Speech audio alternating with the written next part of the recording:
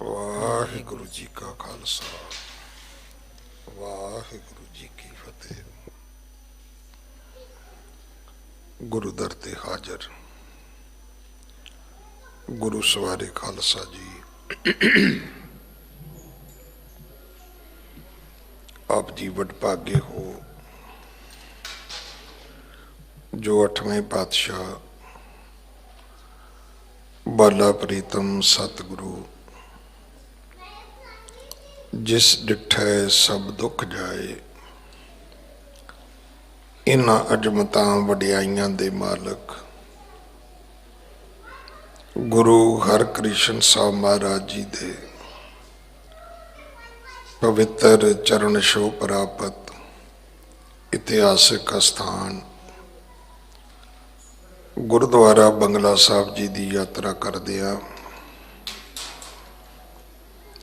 ਜੁਗੋ ਜੁਗ ਅਟਲ ਛਤਰ ਚਵਰ ਤਖਤ ਦੇ ਮਾਲਕ ਧੰਨ ਧੰਨ ਸ਼੍ਰੀ ਗੁਰੂ ਗ੍ਰੰਥ ਸਾਹਿਬ ਪਾਤਸ਼ਾਹ ਮਹਾਰਾਜ ਜੀ ਦੇ ਹਜ਼ੂਰ ਮਨੁੱਖਾ ਜੀਵਨ ਦੀਆਂ ਘੜੀਆਂ ਨੂੰ ਸਫਲਾ ਕਰ ਰਹੇ ਹੋ।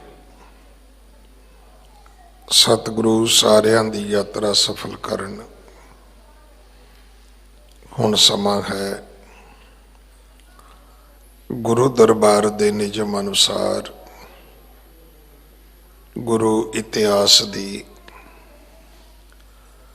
ਚੱਲ ਰਹੀ ਲੜੀਵਾਰ ਕਥਾ ਦਾ ਆਪਣੀਆਂ ਮਨ ਬਿਰਤੀਆਂ ਇਕਾਗਰ ਕਰੋ। ਰਸਨਾ ਪਵਿੱਤਰ ਕਰ ਦੇ ਇੱਕ ਵਾਰ, ਸਾਰੇ ਉਚਾਰਨ ਕਰੋ ਜੀ ਸਤਨਾਮ ਵਾਹਿਗੁਰੂ ਜੀ। ਇਹ ਇਤਿਹਾਸ ਪਹਿਲੇ ਪਾਤਸ਼ਾਹ ਜਾਹਰ ਪੀਰ ਜਗਤ ਗੁਰੂ ਕਲ ਤਾਰਨ ਆਏ ਸ਼੍ਰੀ ਗੁਰੂ ਨਾਨਕ ਦੇਵ ਮਹਾਰਾਜ ਜੀ ਦਾ ਹੈ। ਪ੍ਰਸੰਗ ਹੈ ਸਤਿਗੁਰਾਂ ਦਾ ਸਮੇਰ ਪਰਬਤ ਤੇ ਜਾਣਾ। ਸਮੇਰ ਪਰਬਤ ਤੇ ਪਹੁੰਚਣ ਤੋਂ ਪਹਿਲਾਂ ਜੋਗੀਆਂ ਦੇ 12 ਪੰਥ ਨੇ ਵੱਖਰੇ ਵੱਖਰੇ ਉਹਨਾਂ ਦੇ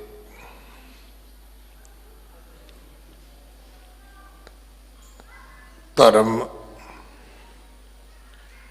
ਉਹਨਾਂ ਦੀ ਮਰਿਆਦਾ, ਉਹਨਾਂ ਦੀਆਂ ਰਹੁ ਰੀਤਾਂ ਨੇ, ਉਹਨਾਂ ਦੇ ਸੰਸਕਾਰ ਨੇ। ਇੱਕ ਮਤ ਜਿਹੜਾ ਹੈ ਆਈ ਪੰਥੀ, ਉਹਦਾ ਜਿਹੜਾ ਗੁਰੂ ਹੈ ਉਹ ਗੁਰੂ ਗੋਰਖ ਹੈ। ਇਹ ਖੁਦ ਆ ਕੇ ਸਤਿਗੁਰੂ ਜੀ ਨੂੰ ਮਿਲਿਆ। ਉਸ ਤੋਂ ਬਾਅਦ ਜਦੋਂ ਇਸ ਨੂੰ ਸਮਝ ਆ ਗਈ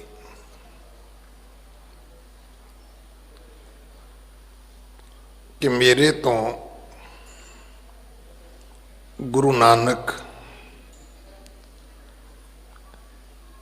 ਪ੍ਰੇਰਣਾ ਲੈ ਕੇ ਮੇਰੇ ਸੇਵਕ, ਮੇਰੇ ਚੇਲੇ, ਸ਼ਿਸ਼ ਨਹੀਂ ਬਣਨਗੇ, ਕਿਉਂਕਿ ਉਹ ਖੁਦ ਆਪ ਗੁਰੂ ਸੀ। ਯਤਨ ਤੇ ਉਹਨੇ ਕੀਤਾ ਹੈ ਕਿ ਮੈਂ ਆਪ ਹੀ ਜਾ ਕੇ ਜਾਵਾਂ ਤੇ ਔਰ ਮੈਂ ਕਹਿ ਦਿਆਂ ਕਿ ਤੂੰ ਮੇਰਾ ਚੇਲਾ ਤੇ ਮੈਂ ਤੇਰਾ ਗੁਰ। ਪਰ ਜਦੋਂ ਉਸ ਨੂੰ ਗੱਲ ਸਮਝ ਆਈ ਵੀ ਨਾਨਕ ਵੱਡਾ ਪੁਰਖ ਹੈ, ਉਹਨੇ ਫਿਰ ਇਸ ਗੱਲ ਨੂੰ ਖਤਮ ਨਹੀਂ ਕੀਤਾ। ਵੇਖੋ, ਇੱਕ ਗੱਲ ਉਹਦੇ ਤੋਂ ਸਿੱਖਣ ਦੀ ਲੋੜ। ਅਸੀਂ ਕੀ ਕਰਦੇ ਹਾਂ, ਅਸੀਂ ਗੱਲਬਾਤ ਤੇ ਬੈਠਦੇ ਹਾਂ ਤੇ ਉਹਦੇ ਵਿੱਚ ਗੱਲਬਾਤ ਦੀ ਗੁੰਜਾਇਸ਼ ਨਹੀਂ ਛੱਡਦੇ। ਸਾਡੀ ਪਹਿਲੀ ਸ਼ਰਤ ਇਹ ਹੁੰਦੀ ਹੈ ਕਿ ਜਾਂ ਹਾਂ ਕਰੋ ਜਾਂ ਨਾ ਕਰੋ। मतलब शब्द थोड़े जे सिखे ने ਜਾਂ ਹੰਨੇ ਜਾਂ ਬੰਨੇ ਜਾਂ ਆਰ ਜਾਂ ਪਾਰ। ਉਹ ਜਿੱਦਾਂ ਸਾਡੇ ਪੰਜਾਬ ਦੇ ਬਜ਼ੁਰਗ ਲੜਾਈ ਲੜਦੇ ਸੀ ਨਾ, ਉਹ ਕਹਿੰਦੇ 2.5 ਫੁੱਟ ਲੜਾਈ ਹੁੰਦੀ ਸੀ। ਇੱਕ ਵਾਰ ਆਪ ਕੀਤਾ, ਇੱਕ ਅਗਲੇ ਨੇ ਕੀਤਾ, ਅੱਧਾ ਕੁ ਫਿਰ ਕੀਤਾ, ਤੇ ਜਾਂ ਦੁਸ਼ਮਣ ਭੱਜ ਗਿਆ ਜਾਂ ਆਪ ਭੱਜ ਗਏ।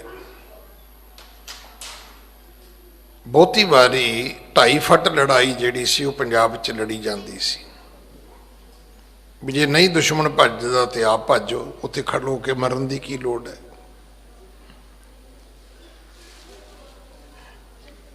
ਇਹਨੂੰ ਸਿੱਖੀ ਨਾਲ ਨਹੀਂ ਜੋੜਨਾ। ਆਮ ਜਿਹੜੀ ਪੰਜਾਬੀਅਤ ਦੀ ਜਿਹੜੀ ਅੱਜ ਵੀ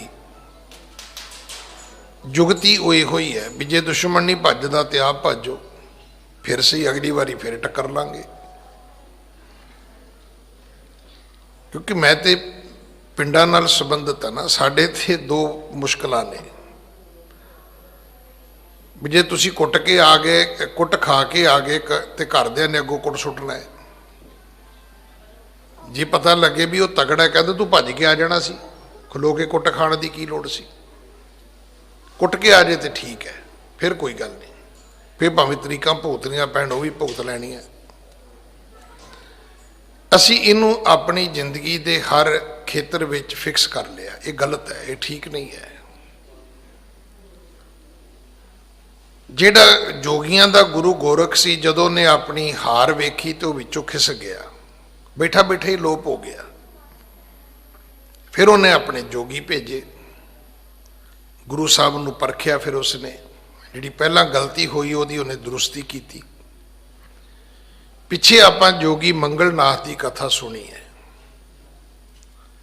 ਮੰਗਲਨਾਥ ਬੜਾ ਪੁੱਗਿਆ ਹੋਇਆ ਜੋਗੀ ਸੀ, ਜਿਹਨੇ ਗੁਰੂ ਗੋਰਖ ਨੂੰ ਉਹਦੇ ਮੂੰਹ ਤੇ ਕਹਿ ਦਿੱਤਾ ਸੀ ਵੀ ਨਹੀਂ, ਮੇਰੇ 'ਚ ਹਿੰਮਤ ਨਹੀਂ ਹੈ ਤੇ ਨਾ ਤੁਹਾਡੇ 'ਚ ਹਿੰਮਤ ਹੈ ਕਿ ਤੁਸੀਂ ਗੁਰੂ ਨਾਨਕ ਨੂੰ, ਤਪੇ ਨਾਨਕ ਨੂੰ ਆਪਣਾ ਸੇਵਕ ਬਣਾ ਸਕੋ, ਸ਼ਿਸ਼ ਬਣਾ ਸਕੋ। ਉਹ ਜਦੋਂ ਸਤਿਗੁਰਾਂ ਕੋਲੋਂ ਹੋ ਕੇ ਮੁੜਿਆ, ਇੱਥੋਂ ਤੱਕ ਆਪਾਂ ਨੇ ਪਰਸੋਂ ਕਥਾ ਸੁਣੀ ਸੀ। ਕੱਲ ਗੁਰੂ 9ਵੇਂ ਪਾਤਸ਼ਾਹ ਜੀ ਦਾ ਸ਼ਹੀਦੀ ਗੁਰਪੁਰਬ ਸੀ। ਕੱਲ ਆਪਾਂ ਲੜੀਵਾਰ ਕਥਾ ਨਾਲ ਨਹੀਂ ਜੁੜੇ, ਕਥਾ ਨੂੰ ਵਿਰਾਮ ਦਿੱਤਾ ਸੀ। ਸੋ ਇੱਕ ਵਾਰੀ ਆਪ ਜੀ ਫਿਰ ਜੁੜੋ ਕਿ ਬੋਲੇ ਬਹੁਰ ਕਿਰਪਾਲ ਇੱਕ ਸਿੱਧ ਆਵਣ ਰਹੇ ਹੋ, ਜੇ ਮਨ ਮਾਨ ਵਿਸਾਲ ਸ਼ੰਭੂ ਨਾਥ ਤੇ ਨਾਮ ਹੈ। ਮੰਗਲਨਾਥ ਦੇ ਜਾਣ ਤੋਂ ਬਾਅਦ ਭਾਈ ਮਰਦਾਨਾ ਕਹਿੰਦਾ ਵੀ ਬਾਬਾ ਜੀ ਆਪਾਂ ਵੀ ਚੱਲੀਏ ਸਮੇਰ ਪਰਬਤ ਤੇ। ਸਤਿਗੁਰੂ ਕਹਿੰਦੇ ਨਹੀਂ ਮਰਦਾਨਿਆ, ਅਜੇ ਥੋੜਾ ਜਿਹਾ ਸਮਾਂ ਹੋਰ ਲੱਗੇਗਾ, ਇੱਕ ਅਜੇ ਜੋਗੀ ਆਉਣਾ ਬਾਕੀ ਹੈ। ਕੌਣ ਹੈ ਉਹ? ਉਹਦਾ ਨਾਂ ਹੈ ਸ਼ੰਭੂਨਾਥ। ਸੁਣ ਮਰਦਾਨੇ ਸ਼ਰੋਣ ਸੋ ਬੈਣ ਬਖਾਨ ਹੈ, ਮੰਗਲ ਤੇ ਸੋ ਵਿਸਾਲ ਕਿਦੋ ਸਮਾਨ ਹੈ। ਭਾਈ ਮਰਦਾਨੇ ਨੇ ਪੁੱਛਿਆ ਵੀ ਬਾਬਾ ਕੀ ਉਹ ਮੰਗਲਨਾਥ ਜੋਗੀ ਤੋਂ ਵੱਡਾ ਹੈ? ਸਤਿਗੁਰੂ ਕਹਿੰਦੇ ਨਹੀਂ। ਕਹਿਣ ਲੱਗਾ ਜੀ ਛੋਟਾ ਹੈ? ਸਤਿਗੁਰੂ ਕਹਿਣ ਲੱਗੇ ਹਾਂ। ਅਬੇ ਉਡੀਕਤ ਜਾਹੇ ਕੋ ਤੈ ਗਾਥ ਜੋ, ਹੋ ਬੋਲੇ ਉੱਤਰ ਦੇਣ ਜਗਤ ਕੇ ਨਾਥ ਜੋ। ਸਤਿਗੁਰੂ ਜੀ ਨੇ ਭਾਈ ਮਰਦਾਨੇ ਦੇ ਸਵਾਲਾਂ ਦਾ ਜਵਾਬ ਦਿੱਤਾ ਹੈ। ਗੋਰਖਨਾਥ ਤੇ ਆਦ ਜੇ ਸਿੱਧ ਹੈ ਮੰਗਲਨਾਥ ਸਭੇ ਤੇ ਮਹਾਨਾ। ਸਤਿਗੁਰੂ ਕਹਿਣ ਲੱਗੇ ਮਰਦਾਨਿਆਂ, ਮੰਗਲਨਾਥ ਦੀ ਅਵਸਥਾ ਜਿਹੜੀ ਹੈ ਉਹ ਗੁਰੂ ਗੋਰਖ ਤੋਂ ਵੀ ਉੱਚੀ ਹੈ।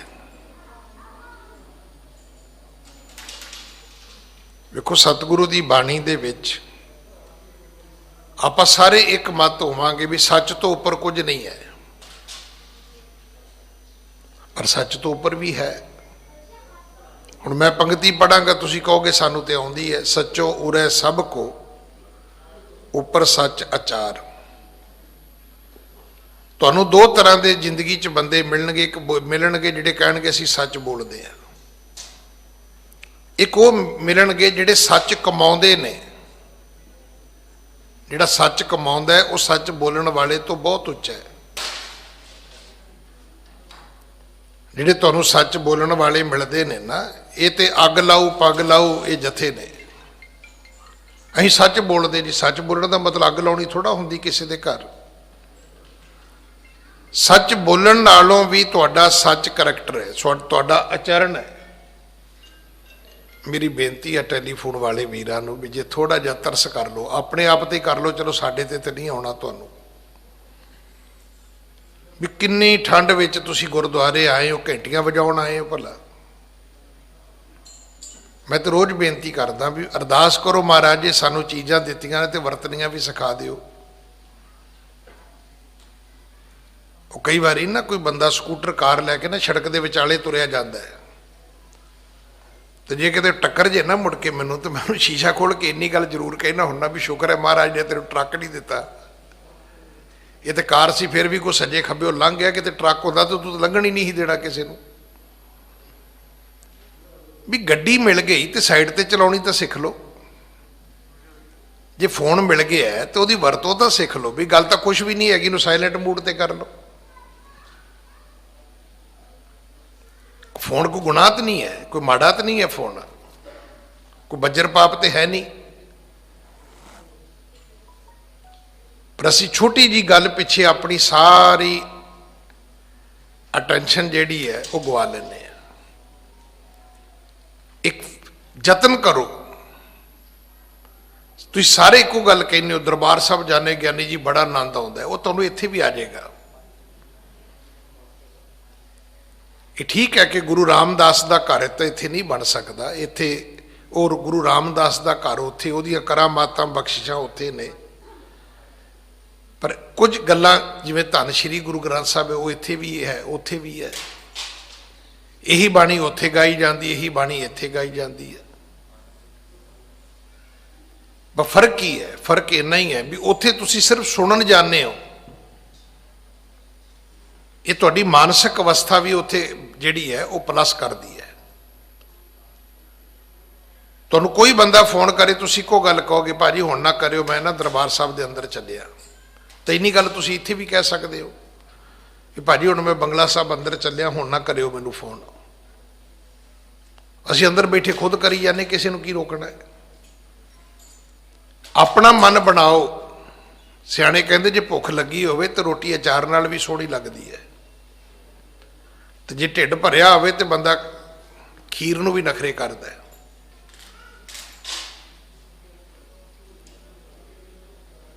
ਅਸਲ ਵਿੱਚ ਅਸੀਂ ਸੁਣਨ ਦੇ ਭੁੱਖੇ ਨਹੀਂ ਹੈ, ਸਾਡੇ ਅੰਦਰ ਅਬਲਾਖਾ ਨਹੀਂ ਹੈ, ਇੱਛਾ ਨਹੀਂ ਹੈ। ਜਿੱਦਣ ਇਦਾਂ ਦਾ ਮਨ ਬਣਾ ਕੇ ਆਵਾਂਗੇ, ਤੁਸੀਂ ਵੇਖਿਓ ਉਸ ਦਿਨ ਤੁਸੀਂ ਮੱਥਾ ਟੇਕ ਕੇ ਜਦੋਂ ਬਾਹਰ ਜਾਓਗੇ ਨਾ, ਤੁਹਾਡੀ ਅਵਸਥਾ ਹੀ ਕੁਝ ਹੋਰ ਹੋਏਗੀ। ਤੇ ਜੇ ਇੱਥੇ ਬੈਠ ਕੇ ਵੀ ਕੁਤਰ ਕੁਤਰ ਕਰੀ ਜਾਣੀ ਇੱਕ ਦੂਜੇ ਦੇ ਕੰਨਾਂ 'ਚ, ਤੇ ਫਿਰ ਤਾਂ ਸਰ ਗਿਆ, ਫਿਰ ਤਾਂ ਉਹਦਾ ਕੋਈ ਇਲਾਜ ਹੀ ਨਹੀਂ ਹੈਗਾ। ਗੁਰੂ ਨਾਨਕ ਦੇ ਪਿਤਾ ਮਹਾਰਾਜ ਨੇ ਸਮਝਾਇਆ, ਮਰਦਾਨਿਆ ਮੰਗਲਨਾਥ ਜੋਗੀਆਂ ਦੇ ਗੁਰੂ ਗੋਰਖ ਤੋਂ ਵੀ ਉੱਪਰ ਹੈ। ਕਿਉਂਕਿ ਇਹ ਜੋਗੀ ਕਿੱਥੋਂ ਤੱਕ ਗਏ? ਗਏ ਤੇ ਬੜੀ ਦੂਰ ਤੱਕ, ਪਰ ਉਹਦੇ ਨਾਲ ਉਹਨਾਂ ਨੇ ਹੰਕਾਰ ਇਕੱਠਾ ਕਰ ਲਿਆ।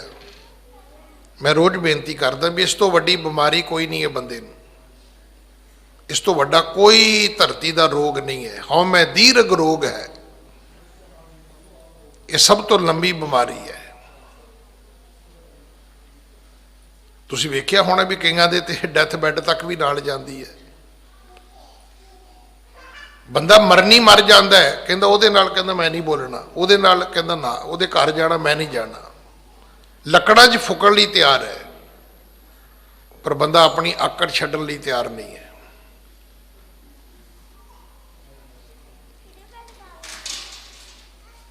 ਜੋਗੀਆਂ ਦੇ ਵਿੱਚ ਇੱਕੋ ਹੀ ਦੋਸ਼ ਸੀ, ਅਜਮਤਾਂ ਕਰਾਮਾਤਾਂ ਦਾ ਕੋਈ ਘਾਟਾ ਨਹੀਂ ਹੈ। ਘਾਟਾ ਸਿਰਫ ਇੱਕੋ ਹੀ ਹੈ ਵੀ ਉਹਨਾਂ ਨੂੰ ਹੰਕਾਰ ਇੰਨਾ ਹੋ ਗਿਆ ਕਿ ਉਹ ਇੱਕ ਦੂਜੇ ਨਾਲ ਵੀ ਜਦੋਂ ਬਹਿੰਦੇ ਨੇ ਡਿਸਟੈਂਸ ਬਣਾ ਕੇ ਬਹਿੰਦੇ ਨੇ, ਜਿਵੇਂ ਕਰੋਨਾ ਦੇ ਵਿੱਚ ਅਸੀਂ ਬਹਿੰਦੇ ਹਾਂ ਨਾ। ਜੋਗੀਆਂ ਦੀ ਜਦੋਂ ਵੀ ਕਥਾ ਸੁਣੋਗੇ ਇਕੱਠੇ ਹੋ ਕੇ ਨਹੀਂ ਬਹਿੰਦੇ, ਉਹਨਾਂ ਨੂੰ ਸਭ ਨੂੰ ਲੱਗਦਾ ਵੀ ਨਹੀਂ ਮੇਰਾ ਆਸਣ ਉੱਚਾ, ਉਹ ਕਹਿੰਦਾ ਜੀ ਮੇਰਾ ਆਸਣ ਉੱਚਾ ਹੈ। ਹਾਂਜੀ। ਬੂਝੇ ਮਰਦਾਨਾ ਊਚ ਬਖਾਨਾ, ਕਿਉਂ ਗੋਰਖ ਗੁਰ ਕੀਨਾ। ਭਾਈ ਮਰਦਾਨੇ ਨੇ ਅਗਲਾ ਸਵਾਲ ਕੀਤਾ, ਕਹਿਣ ਲੱਗੇ ਬਾਬਾ ਜੇ ਮੰਗਲਨਾਥ ਉੱਚਾ ਜੋਗੀ ਹੈ, ਗੁਰੂ ਗੋਰਖ ਤੋਂ ਵੀ ਉੱਚਾ ਹੈ, ਤਾਂ ਫਿਰ ਮੰਗਲਨਾਥ ਦਾ ਗੁਰੂ ਗੋਰਖ ਕਿਉਂ ਹੈ? ਵੇਖੋ ਸਵਾਲ ਤੇ ਸੁਭਾਵਿਕ ਹੈ ਕਿ ਜੇ ਇੱਕ ਆਦਮੀ ਆਪਣੇ ਗੁਰੂ ਦੀ ਪਦਵੀ ਤੋਂ ਵੀ ਵੱਡਾ ਹੈ ਤਾਂ ਉਹਨੂੰ ਫਿਰ ਉਹ ਛੋਟਾ ਗੁਰੂ ਧਾਰਨ ਕਰਨ ਦੀ ਕੀ ਲੋੜ ਹੈ? ਬੂਝੈ ਮਰਦਾਨਾ ਊਚ ਬਖਾਨਾ ਕਿਉਂ ਗੋਰਖ ਗੁਰ ਕੀਨ। ਫਿਰ ਇਸ ਮੰਗਲਨਾਥ ਜੋਗੀ ਨੇ ਗੁਰੂ ਗੋਰਖ ਨੂੰ ਗੁਰੂ ਧਾਰਨ ਕਿਉਂ ਕੀਤਾ? ਇਹ ਭਾਈ ਮਰਦਾਨਾ ਜੀ ਦਾ ਹੁਣ ਤੀਸਰਾ ਸਵਾਲ ਹੈ। ਪਹਿਲਾ ਇਹ ਸੀ ਵੀ ਬਾਬਾ ਚੱਲੀਏ ਆਪਾਂ ਸੁਮੇਰ ਪਰਬਤ ਤੇ। ਸਤਿਗੁਰੂ ਕਹਿਣ ਲੱਗੇ ਨਹੀਂ, ਅਜੇ ਨਹੀਂ, ਅਜੇ ਰੁਕ, ਅਜੇ ਇੱਕ ਜੋਗੀ ਰਹਿੰਦਾ ਹੈ, ਉਹਨੇ ਆਉਣਾ ਹੈ, ਉਸ ਤੋਂ ਬਾਅਦ ਚੱਲਾਂਗੇ। ਦੂਜਾ ਸਵਾਲ ਉਹਦਾ ਮੰਗਲਨਾਥ ਦੇ ਪ੍ਰਤੀ ਸੀ ਕਿ ਮਹਾਰਾਜ ਜਿਹੜਾ ਮੰਗਲਨਾਥ ਹੈ ਇਹ ਵੱਡਾ ਹੈ ਕਿ ਸ਼ੰਭੂਨਾਥ ਵੱਡਾ ਹੈ? ਸਤਿਗੁਰੂ ਕਹਿਣ ਲੱਗੇ ਵੀ ਮੰਗਲਨਾਥ ਤੇ ਗੁਰੂ ਗੋਰਖ ਤੋਂ ਵੀ ਵੱਡਾ ਹੈ। ਹੁਣ ਭਾਈ ਮਰਦਾਨੇ ਦਾ ਤੀਸਰਾ ਸਵਾਲ ਹੈ, ਬੂਝੈ ਮਰਦਾਨਾ ਊਚ ਬਖਾਨਾ ਕਿਉਂ ਗੋਰਖ ਗੁਰ ਕੀਨ। ਅਗਰ ਮੰਗਲਨਾਥ ਉੱਚਾ ਹੈ, ਵੱਡਾ ਹੈ, ਮਹਾਨ ਹੈ, ਤਾਂ ਉਹਨੇ ਆਪਣੇ ਤੋਂ ਛੋਟੇ ਗੁਰੂ ਗੋਰਖ ਨੂੰ ਗੁਰੂ ਕਿਉਂ ਧਾਰਨ ਕੀਤਾ? ਉਹਨੇ ਫਿਰ ਛੋਟੇ ਨੂੰ ਆਪਣੇ ਤੋਂ ਗੁਰੂ ਕਿਉਂ ਬਣਾਇਆ?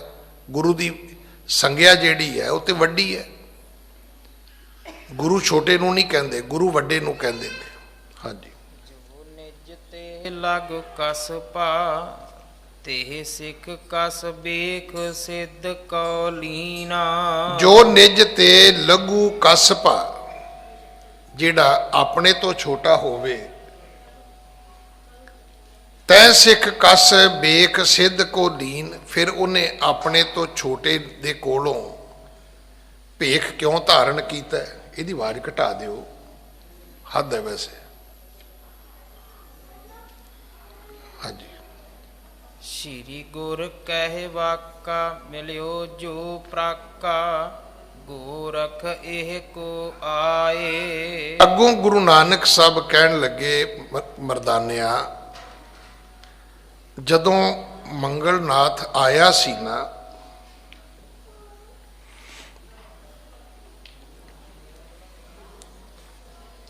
ਉਦੋਂ ਇਸ ਨੇ ਗੁਰੂ ਗੋਰਖ ਨੂੰ ਗੁਰੂ ਧਾਰਨ ਕੀਤਾ ਸੀ। ਉਦੋਂ ਇਹ ਕੁਝ ਵੀ ਨਹੀਂ ਸੀ। ਗੁਰੂ ਗੋਰਖ ਜਿਹੜਾ ਸੀ ਉਹ ਬਹੁਤ ਵੱਡਾ ਸੀ। ਹੁਣ ਕੀ ਹੋਇਆ?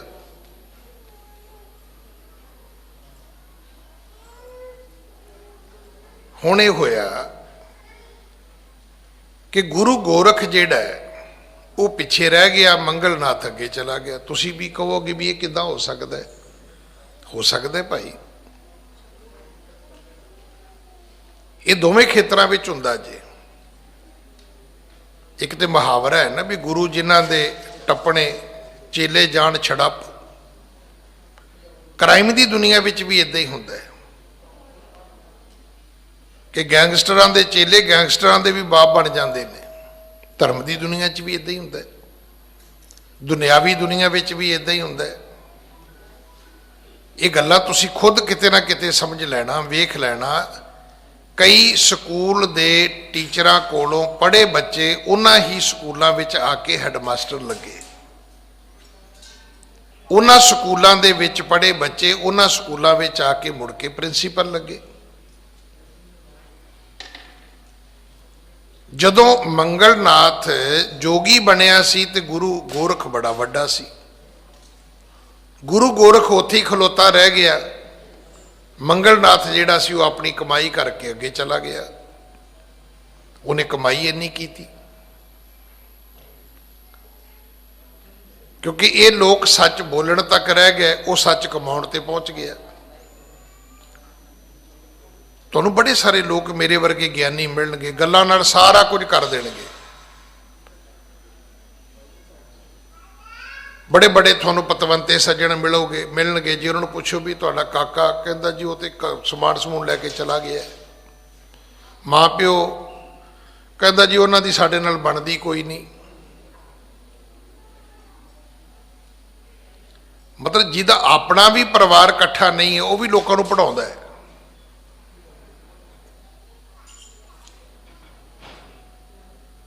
ਕਈ ਲੋਕ ਇਦਾਂ ਦੇ ਵੀ ਨੇ।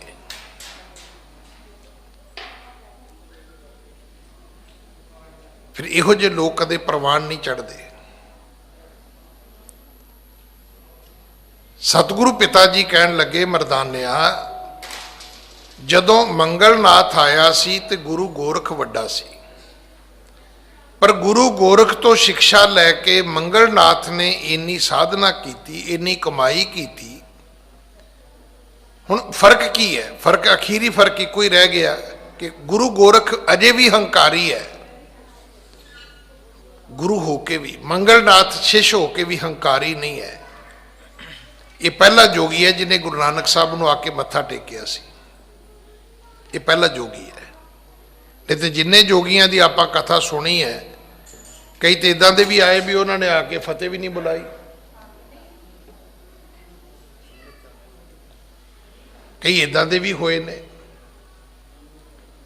ਕਿ ਉਹਨਾਂ ਨੇ ਆ ਕੇ ਫਤਿਹ ਤੱਕ ਵੀ ਨਹੀਂ ਸੀ ਬੋਲੀ, ਉਹਨਾਂ ਨੇ ਆਦੇਸ਼ ਤੱਕ ਵੀ ਸ਼ਬਦ ਨਹੀਂ ਸੀ ਕਿਹਾ। ਜਿਵੇਂ ਆਪਾਂ ਸਤਿ ਸ੍ਰੀ ਅਕਾਲ ਕਹਿੰਦੇ ਆ, ਫਤਿਹ ਕਹਿੰਦੇ ਆ, ਆਦਾਬ ਕਹਿੰਦੇ ਆ, ਸਲਾਮ ਕਹਿੰਦੇ ਆ, ਰਾਮ ਰਾਮ ਕਹਿੰਦੇ ਆ, ਉਹ ਤੇ ਇਦੋਂ ਵੀ ਗਏ ਗੁਜਰੇ। ਉਹ ਤੇ ਆ ਕੇ ਗੁਰੂ ਨਾਨਕ ਸਾਹਿਬ ਦੇ ਨਾਲ ਬੜੇ ਰੁੱਖੇ ਸ਼ਬਦ ਬੋਲਦੇ ਸਨ।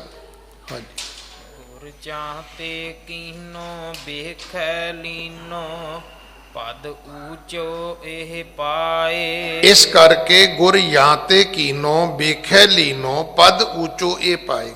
ਗਿਆਨ ਇਹਨੇ ਗੋਰਖ ਤੋਂ ਹੀ ਲਿਆ। ਵੇਖੋ ਬਹੁਤ ਕਮਾਲ ਦੀ ਸਿੱਖਿਆ ਜੀ ਅੱਜ ਇਹ ਪੱਲੇ ਬੰਨ੍ਹ ਲੈਣੀ। ਗਿਆਨ ਕਿੱਥੋਂ ਲਿਆ? ਕਹਿੰਦੇ ਗੋਰਖ ਦੇ ਕੋਲੋਂ। ਭੇਖ ਕਿੱਥੋਂ ਲਿਆ? ਉਹ ਵੀ ਗੋਰਖ ਦੇ ਕੋਲੋਂ। ਕਮਾਈ ਕਿੰਨੇ ਕੀਤੀ? ਕਮਾਈ ਕੀਤੀ ਖੁਦ। ਸਾਡੀ ਗਲਤੀ ਕੀ? ਅਸੀਂ ਗੁਰਦੁਆਰੇ ਆ ਕੇ ਕੀ ਕਹਿੰਦੇ ਆ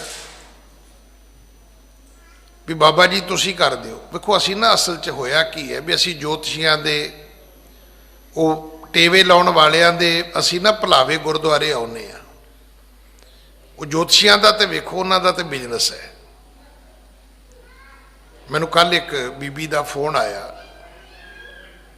ਕਹਿੰਦੀ ਗਿਆਨੀ ਜੀ ਜੇ ਕੋਈ ਜ਼ਿੰਦਗੀ ਵਿੱਚ ਸਮੱਸਿਆ ਆਉਣ ਵਾਲੀ ਹੋਵੇ ਤੇ ਪਾਠ ਕਰੀਏ, ਅਰਦਾਸ ਕਰੀਏ ਤੇ ਕੀ ਉਹ ਕੱਟ ਸਕਦੀ ਹੈ? ਮੈਂ ਕਿਹਾ ਜੀ ਕਿਉਂ ਨਹੀਂ ਕੱਟ ਸਕਦੀ? ਵੀ ਮੁਸੀਬਤ ਦੇਣ ਵਾਲਾ ਵੀ ਉਹ ਆਪ ਹੈ ਤੇ ਕੱਟਣ ਵਾਲਾ ਵੀ ਉਹ ਆਪ ਹੈ। ਅਰਦਾਸ ਦੇ ਪ੍ਰਤੀ ਇੱਕ ਗੱਲ ਬੜੀ ਸਿਧਾਂਤਕ ਹੈ, ਤੁਸੀਂ ਅਰਦਾਸ ਕਿਹਦੇ ਕੋਲ ਕਰਨੀ ਹੈ? ਐਵੇਂ ਨਹੀਂ ਜਿੱਥੇ ਦੀਵਾ ਜਗਦਾ ਹੋਵੇ ਉੱਥੇ ਖਲੋ ਜਾਓ, ਜਿੱਥੇ ਦੋ ਇੱਟਾਂ ਰੱਖੀਆਂ ਹੋਣ, ਸੰਧੂਰ ਲੱਗਾ ਹੋਵੇ ਉੱਥੇ ਖਲੋ ਜਾਓ, ਕਿਤੇ ਜੰਡੀ ਅੱਗੇ, ਕਦੇ ਪਿੱਪਲ ਅੱਗੇ, ਕਦੇ ਕਬਰ ਅੱਗੇ, ਕਦੇ ਮਜ਼ਾਰ ਅੱਗੇ। ਇਹ ਗੁਨਾਹ ਨਾ ਕਰਿਆ ਕਰੋ। ਜਦੋਂ ਹੱਥ ਜੋੜਨੇ ਨੇ ਉਦੋਂ ਇੱਕ ਗੱਲ ਦਾ ਜ਼ਰੂਰ ਪਤਾ ਕਰੋ ਵੀ ਮੈਂ ਇਹਦੇ ਅੱਗੇ ਹੱਥ ਕਿਉਂ ਜੋੜਾਂ, ਇਹਦੇ ਵਿੱਚ ਕੀ ਵਡਿਆਈ ਕੀ ਹੈ, ਕਿਉਂ ਇਹਦੇ ਅੱਗੇ ਹੱਥ ਜੋੜਾਂ ਬਈ। ਦੇਖੋ ਅਸੀਂ ਰੋਜ਼ ਦੀ ਜ਼ਿੰਦਗੀ 'ਚ ਹੁਣ ਮੈਨੂੰ ਕੋਈ ਕਵੇ ਭਾਈ ਸਾਹਿਬ ਜੀ ਇਹਦੇ ਅੱਗੇ ਹੱਥ ਜੋੜੋ ਤੇ ਮੈਂ ਕਹਾਂਗਾ ਵੀ ਇਹ ਮੈਨੂੰ ਰੋਟੀ ਦਿੰਦਾ, ਵੀ ਇਹਦੇ ਅੱਗੇ ਹੱਥ ਜੋੜਾਂ। ਮੈਂ ਆਪਣੀ ਰੋਟੀ ਕਮਾ ਕੇ ਖਾਣਾ। ਜਦੋਂ ਤੁਸੀਂ ਕਮਾ ਕੇ ਖਾਂਦੇ ਹੋ ਤੇ ਕਿਸੇ ਦੇ ਅੱਗੇ ਹੱਥ ਜੋੜਨ ਦੀ ਕੀ ਲੋੜ ਹੈ? ਜੇ ਤੁਸੀਂ ਕਿਸੇ ਅੱਗੇ ਹੱਥ ਜੋੜਨੇ ਨੇ ਤੇ ਫਿਰ ਇਸ ਗੱਲ ਦਾ ਜ਼ਰੂਰ ਪਤਾ ਕਰੋ ਕਿ ਉਹਦੀ ਵਡਿਆਈ ਕੀ ਹੈ। ਇਹ ਸ਼ਬਦ ਹੈ ਲਿਖਣਾ ਤੇ ਲਿਖ ਲੈਣਾ। ਆਪੇ ਜਾਣੈ ਕਰੇ ਆਪ, ਆਪੇ ਆਣੇ ਰਾਸ, ਤਿਸੈ ਅੱਗੇ ਨਾਨਕਾ ਖਲੈ ਕੀਚੈ ਅਰਦਾਸ। ਜਿਹਦੇ ਅੱਗੇ ਹੱਥ ਜੋੜਨੇ ਪਤਾ ਕਰੋ ਉਹਦੇ 'ਚ ਤਿੰਨ ਗੱਲਾਂ ਹੈਗੀਆਂ ਨੇ। ਪਹਿਲੀ, ਆਪੇ ਜਾਣੇ। ਮੈਂ ਹੱਥ ਜੋੜਾ ਤਾਂ ਸਮਝ ਆਏ ਵੀ ਇਹਨੇ ਹੱਥ ਕਿਉਂ ਜੋੜੇ ਨੇ, ਕਿ ਇੰਨੀ ਅੰਤਰਜਾਮਤਾ ਉਹਦੇ ਕੋਲ ਹੈ।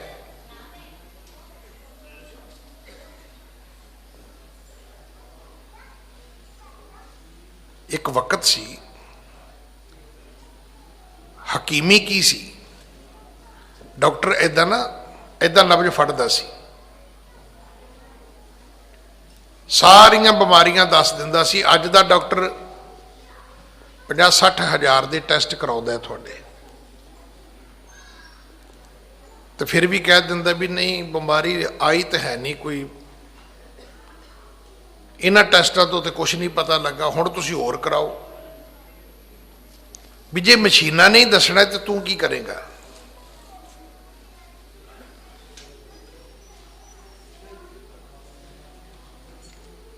जे मैं ही दसना है भी मैनू किवें किवें तकलीफ होंदी है, किवें किवें मेरे अंदर चक्कर आउंदे ने, किवें मैनू मेरी घबराहट होंदी है, ਇਹਦਾ मतलब है भी वो नीम हकीम है। अंतरजामी गुरु तुसी हथ जोड़ने ने, उन्होंने पता है कि इन्हें हथ क्यों जोड़े ने, आपे जाने अगे की है, करे आप। करने वाला वो आप है, उन्हें किसी तो कराउना नहीं है, वो इदां दा अफसर नहीं है कि वो तुहाडी फाइल किते होर करेगा, किसी होर तो साइन कराएगा, अप्रूवल कोई होर देगा, फिर तुहानू डिलीवरी कोई होर देगा ना। वो आपे ही करदा सब कुछ, आपे आने रास। जे उहदे कीते विच तुहानू लगदा है कि मैं कोई बदलाव करना चाहुंदा, ये समर्था भी उहदी अपनी है। आ जिन्ने ज्योतिषी दूजे तीजे लोग ने ये की करते हैं, ये तुहाडा हथ वेख के तुहानू कन्फ्यूज कर देंदे ने। मैं फिर उस भैन नू पुछया, मैं कहा भैन होया की? कहंदे कोई सियाणा सी, उन्हें दसिया भी तुहाडी जिंदगी च कोई दुख आ सकता है। मैं कहा फिर कदों दसिया उन्हें? वो कहंदा जी इस साल भी आ सकता है, अगले साल भी आ सकता है, उदू अगले साल भी आ सकता है। तो मैं कहा तुसी की खटिया हाथ विखा के? जिहड़ा नवा साल चढ़िया करूगा तुहाडा एक हिसाब तां होया गया करेगा, एक थल्ले होया करेगा, भी पता नहीं की हो जाना है। अगली गल जो होना है, देखो सिख धर्म नूं समझण दे लई ना कुछ गल्लां बिल्कुल सीधियां सीधियां ने। जो होना है वो हो के रहना है, उन कोई नहीं कुछ नहीं कर सकता। जे कर सकता है तो वाहिगुरू आप है। वो सानू वैसे ही रोज़ अरदास करनी चाहिए, रोज़ ही बेनती करनी चाहिए भी महाराज तुसी साडी रखिया करनी, तुमरी शरण तुम्हारी आसा, तुम ही सजन से सुहेले। ये तो रोज़ ही पढ़ना चाहिए। राखो राखण हार दयाला नानक घर के गोले। वो ज्योतिषी के कहने ते थोड़ा पढ़ना है। फिर बीबी मेरे नाल सहमत होई, कहन लगी ज्ञानी जी गल तुहाडी बिल्कुल ठीक है। ये लोग वेखो उन्हां दा बिजनस है, वो तुहानू उलझाउणगे, तुसी उलझ जाओगे। तो दुख सुख जिंदगी का एक पार्ट है, बिल्कुल हिस्सा है, इनू कोई नहीं रोक सकता। वो जिवें जिवें कोई दुख सुख आएगा उवें उवें बाबा जी जारे होंदे जाणगे, तुसी गुलाम होंदे जाओगे। नतीजा की निकलेगा? तुहाडीआं पीढ़ियां रुल जाणगीआं। कल्ला तुसी नहीं बनना, को तुहाडे निआणिआं ने भी उधर नूं तुर पैना है।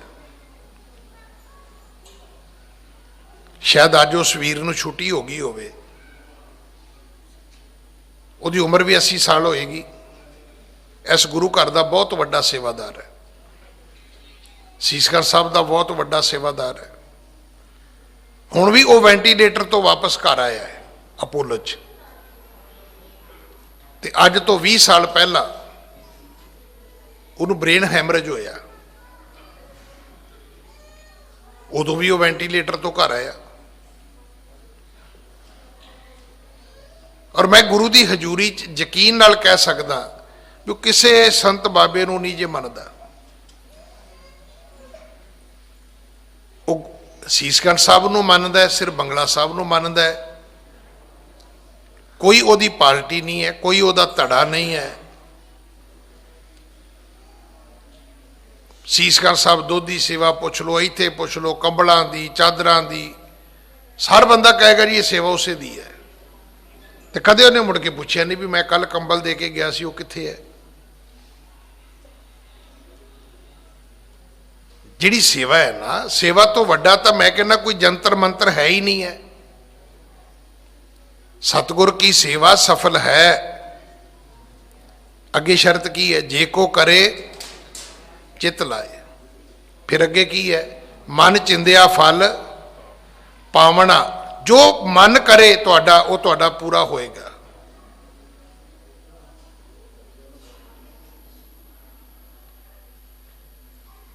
ਜੋ ਤੁਹਾਡਾ ਮਨ ਕਰੇਗਾ, ਜੋ ਤੁਸੀਂ ਕਹੋਗੇ ਪੂਰਾ ਹੋਏਗਾ।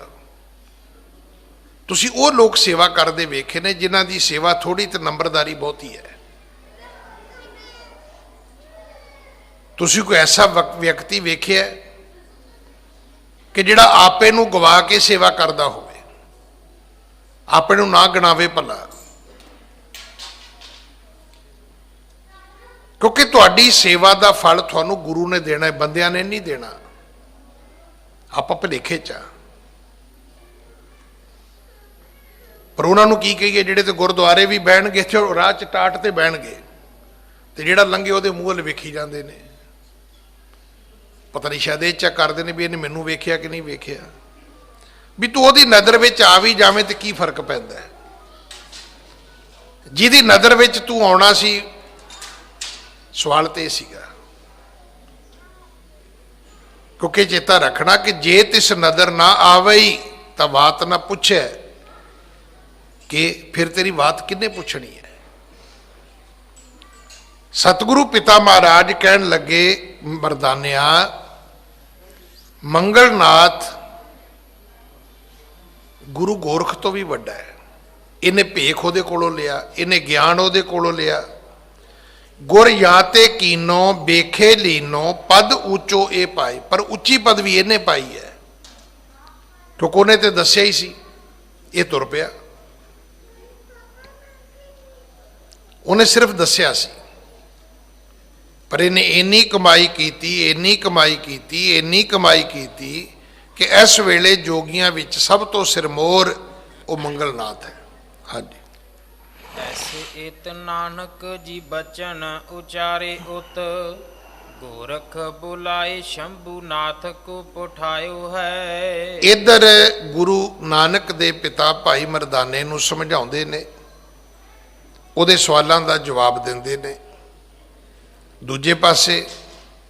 ਦੂਜੇ ਪਾਸੇ ਗੁਰੂ ਗੋਰਖ ਨੇ, ਜੋਗੀਆਂ ਦੇ ਗੁਰੂ ਨੇ, ਫਿਰ ਜੋਗੀ ਸ਼ੰਭੂ ਨਾਥ ਜਿਹੜਾ ਹੈ ਉਹਨੂੰ ਕਿਹਾ ਵੀ ਤੂੰ ਜਾ।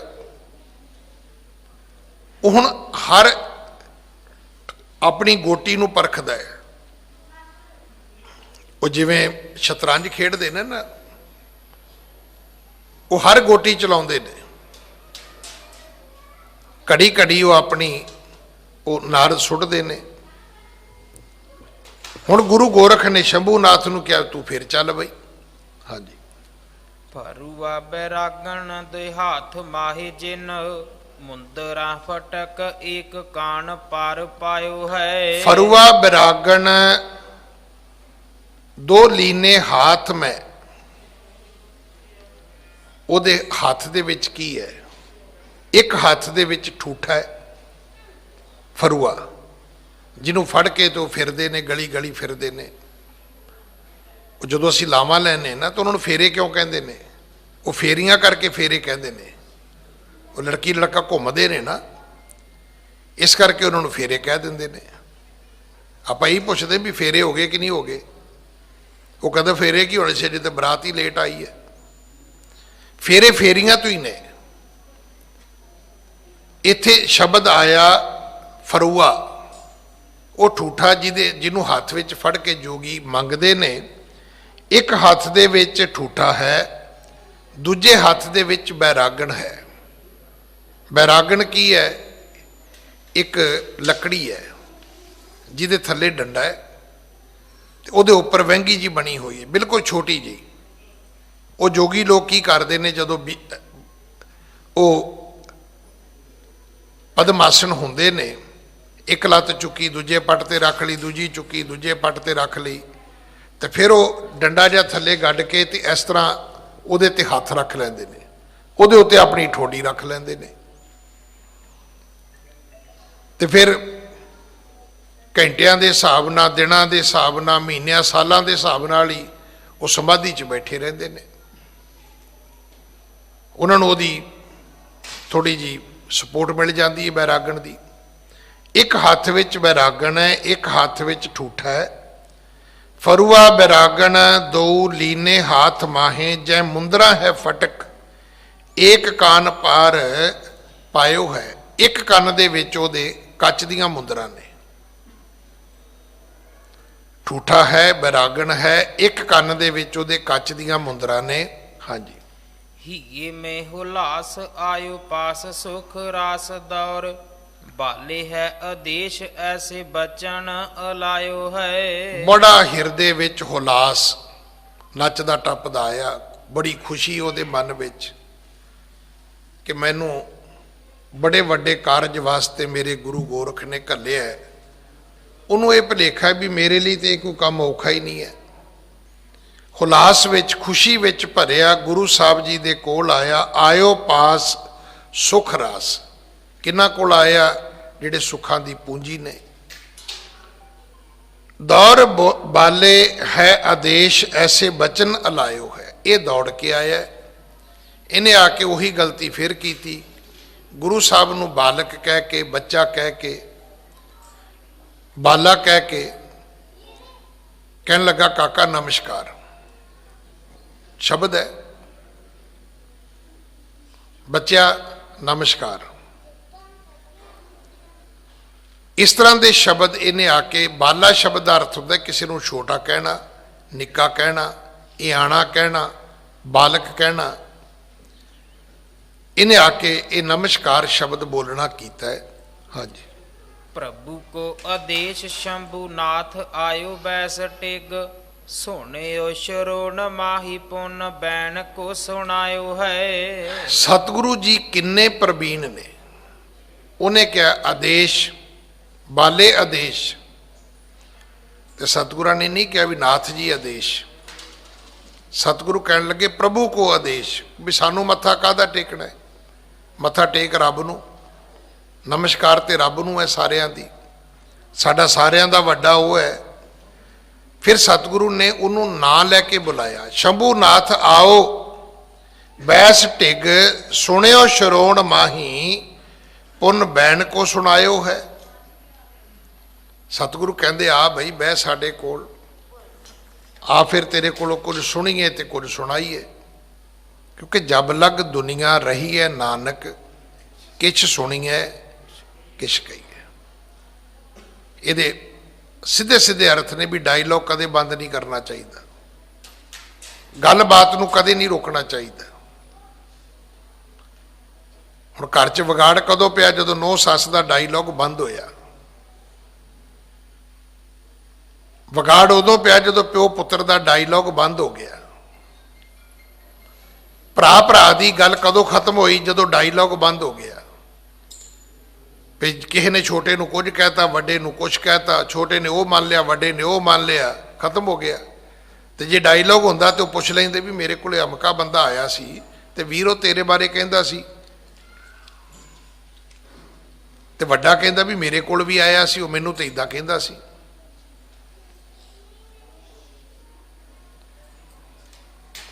ਆਪੇ ਗੱਲ ਖਤਮ ਹੋ ਜਾਏ।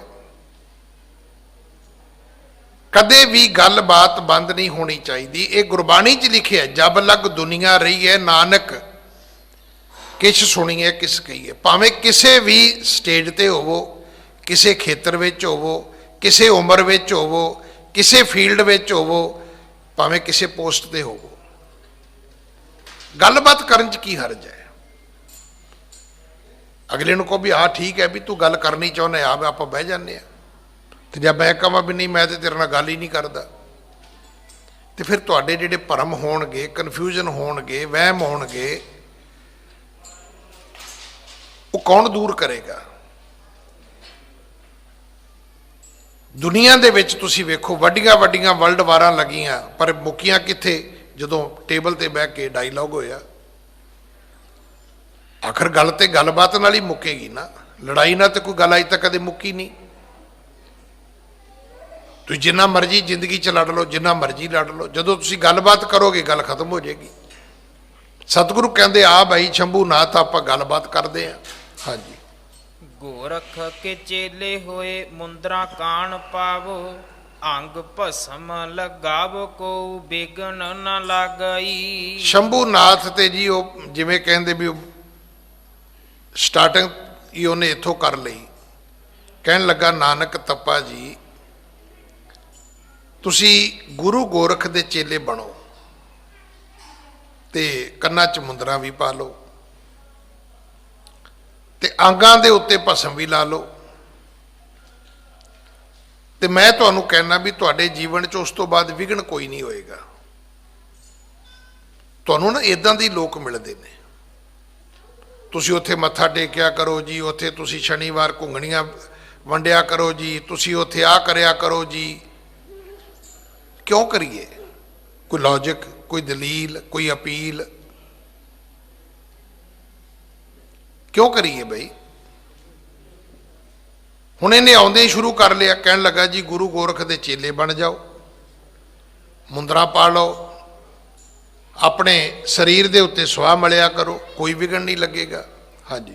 ਬਿਗਸੈ ਕਮਲ ਜੋ ਪ੍ਰਕਾਸ਼ੇ ਦੀਪ ਜੋਤ ਔਰ ਸੁਣ ਮਗ ਜਾਵੋ ਤਨ ਹੂੰ ਤੇ ਮ੍ਰਿਤ ਭਾਗਈ। ਤੁਹਾਡੇ ਅੰਦਰ ਕਮਲ ਫੁੱਲ ਖਿੜੇਗਾ, ਤੁਹਾਡੇ ਅੰਦਰ ਦੀਪਕ ਜਗੇਗਾ, ਪ੍ਰਕਾਸ਼ ਦੀ ਤੁਹਾਡੇ ਅੰਦਰ ਜਿਹਨੂੰ ਆਪਾਂ ਜੋਤ ਕਹਿੰਦੇ ਆ ਉਹ ਜੋਤ ਪ੍ਰਗਟ ਹੋਏਗੀ।